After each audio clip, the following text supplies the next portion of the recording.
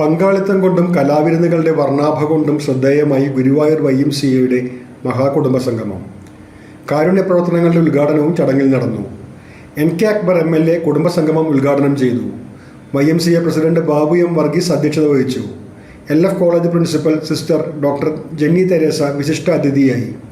Father Francis Neelankavil അനുഗ്രഹ പ്രഭാഷണം നടത്തി.